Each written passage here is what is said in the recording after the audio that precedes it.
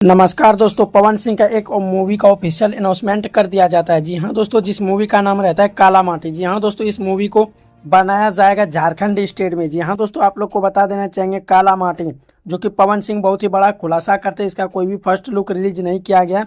आप लोग को बता देना चाहेंगे काला माटी जो मूवी है ये झारखंड में शूटिंग किया जाएगा जमशेदपुर में। आप लोग को बता देना चाहेंगे काला माटी। जी हाँ दोस्तों, इस मूवी का नाम रहता है काला माटी।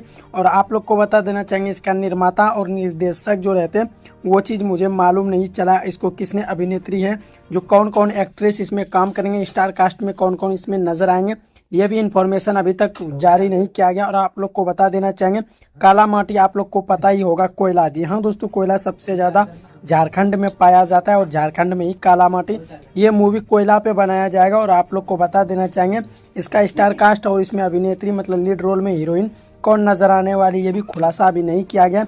बल्कि अभी इस मूवी का जानकारी दिया गया है कि यह मूवी बहुत ही जल्द आप सबके बीच आएगा। जी हाँ दोस्तों, आप लोग को बता देना चाहेंगे काला माटी मूवी का नाम आप सभी को कैसा लगा, आप सभी कमेंट कीजिएगा। और आप लोग को बता देना चाहेंगे काला माटी मूवी आप सभी के बीच बहुत ही जल्द होगा। जैसे ही मालूम पड़ेगा इसका निर्माता और निर्देशक, तो आप लोग को मैं जल्द से जल्द बताने का कोशिश करूंगा।